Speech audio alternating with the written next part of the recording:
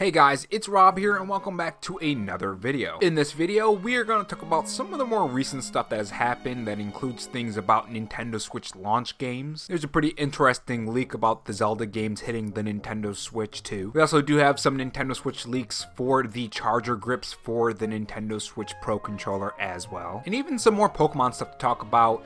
Not specifically, well I guess technically it did leak out during that Terra leak, but it's just more of a reminder and something that I didn't even talk about when it happened, so we're going to talk about that as well. If you guys end up enjoying this video, make sure you guys leave a like. It helps the video reach more viewers when you do that. And of course, subscribe if you want any Nintendo news, Nintendo Switch news, and of course the rumors and leaks that we talk about as well. So the Nintendo Switch 2 Nintendo Direct is just about 30 days away at the time of this recording, if I'm not mistaken. And there's a big looming question around that Nintendo Direct. Are they going to be showing Nintendo Switch games at that Nintendo Direct? It's clear by now, since it's not February anymore, that there was no February Nintendo Direct. Now, there could be a March Nintendo Direct, but I don't think there is going to be one.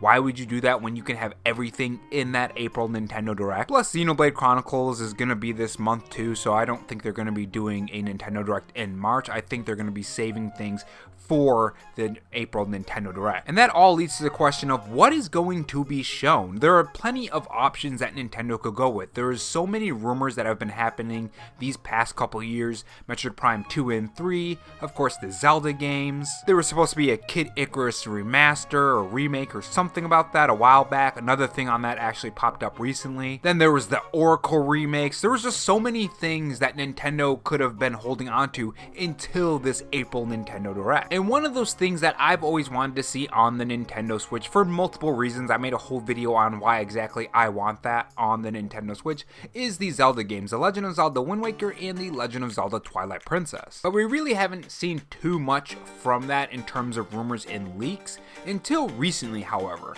Over on Twitter, Switch to Stock has this to say: Switch 2 rumor, Legend of Zelda Wind Waker and Twilight Princess remake is expected to be part of the Nintendo Switch 2 launch lineup. Legend of Zelda Wind Waker and Twilight Princess remakes expected to be part of the Nintendo Switch 2 lineup, and the source for this is Nintendad, Mr. Nintendad. It's right on the bottom of the photo that they have the source on. Now let's say this Zelda game does end up happening. There are a couple questions you have to ask. Is this going to be at that September Nintendo, or not September Nintendo Direct, April Nintendo Direct, or is it going to be at the June Nintendo Direct? Because the rumor says that it's going to be a launch lineup game.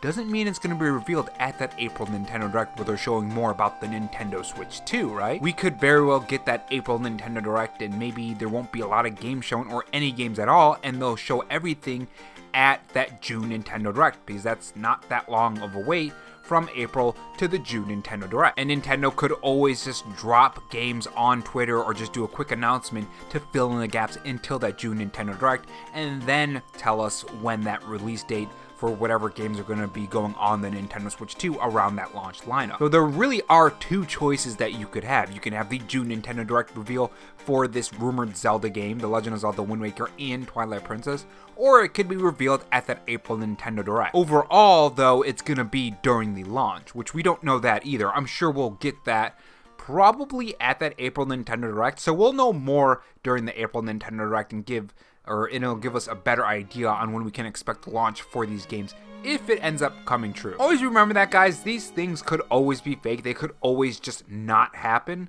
Keep that in the back of your mind. Usually they are fake. Usually they end up not happening. I mean, it's usually that, or eventually they do come true, but it's just because they keep saying, oh yeah, it's gonna come, it's gonna come, it's gonna come, and then eventually they're right. But like, if you keep saying it's gonna, eventually come to the Nintendo Switch, obviously, eventually you're gonna be right? But it's always fun to cover them, And moving on to some kind of disappointing news for a Level 5 game. So this is what Stealth40k over on Twitter has to say. Level 5 President Hino, due to the development issues that Fantasy Life I faced in 2024, including the departure of Kenji Inufane, I probably butchered that name, I apologize if I did, Inazuma 11 Victory Road will probably be delayed again. And according to him, apparently that's gonna be one of the largest games in Level 5's history. So if you're expecting that game to come out, just keep in mind that it might be delayed. And I know that Fantasy Life is supposed to be coming out in 2025, I think? Yeah, May 21st, 2025. I'm wondering if that might also end up getting a delay too, if one game is getting delayed. I guess we'll see on that. I hope not, because I was actually really excited for that game, so we'll see. But yeah, moving on to some pretty good news for Square Enix fans and Dragon Quest, and I guess me too. That's I'm a Dragon Quest fan as well. Over on Twitter, Stealth40k has this to say: Square Enix announced that Dragon Quest XI S Definitive Edition is back on the Switch eShop. It will receive a permanent price drop to $39.99. So for anyone who hasn't picked that game up, if you're looking to pick that up eventually, or you were just waiting for a price drop, there is currently a price drop. I still have to pick that up myself too, eventually anyways. I'm going to be buying 2 games this month. Obviously Xenoblade Chronicles, but also I'm going to be buying Assassin's Creed as well. So 2 games, that's enough for me. I was going to rent them, but I'm thinking, you know what? I want to own them, I don't want to rent them, so why not, right? We'll see on Assassin's Creed though, I gotta see how my money is. And moving on to some news for Pokemon Champions, the newly announced Pokemon game that was announced during that Pokemon Presents. Apparently, according to Central Leaks, Pokemon Champions will be a digital-only game and will be a paid title and not free. Nintendo Switch Online membership will be required to play online, and it isn't required for free-to-play games. I'm sure most of you guys know that part, but this is what the direct quote says. Developed by the Pokemon Works in collaboration with Game Freak, the developer of Pokemon video games, Pokemon Champions continues the tradition of trainers pitting their skills against the others from around the world, with the aim of allowing core game-style battles to be enjoyed by more players than ever. Nintendo Switch Online, sold separately, Nintendo account and internet required for online features. Membership auto-renews for initial term at the then current price unless canceled. Not available in all countries, terms apply. So yeah, if you're wondering if it's ended up going to be a free-to-play or is it going to be paid, it's going to be paid, and you're going to need the Nintendo Switch Online membership for it because it's not a free-to-play game, which is kind of unfortunate. I feel like this would have been a pretty good free-to-play game.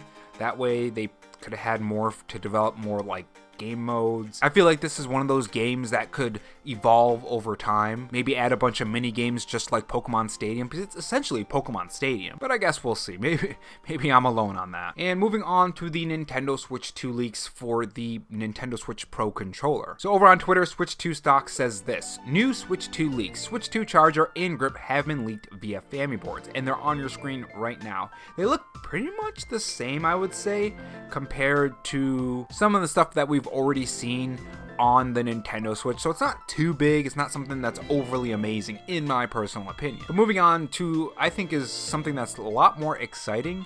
Central Leaks over on Twitter has this to say: as a reminder, from the Terror leak, it was revealed that Game Freak is working on an enhanced version of Pokemon Legends ZA for the Nintendo Switch. That could be the main reason of the delay. Also, as of last year, Gaia was also being developed for both Switch 1 and Switch 2. Now, I specifically want to talk about the enhanced version for Pokemon Legends ZA for the Nintendo Switch. This was from an actual leak, so I'm assuming this is actually going to happen. Some of the things I want to see in this Switch 2 version is, one, I want to see the resolution for some of these textures, a lot of the textures actually, from this game to be bumped up and look very, very good. If it's for the Nintendo Switch 2, there is no reason why those textures should be that muddy, in my personal opinion. I mean, there's no reason it should be on the Switch 1 either, but here we are, you know? I think the game's core design and just the layout of the city and stuff looks fantastic. It's just the resolution that ruins it. And the textures on the build, like, there's some buildings that are just flat railings and it's just a flat texture, and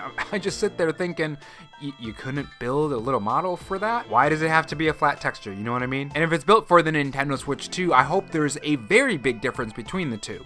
Like, I just think that a lot of the games are really fun and the gameplay keeps me around. I just wish that the games looked better. And the reason behind that is it just immerses me in the game more.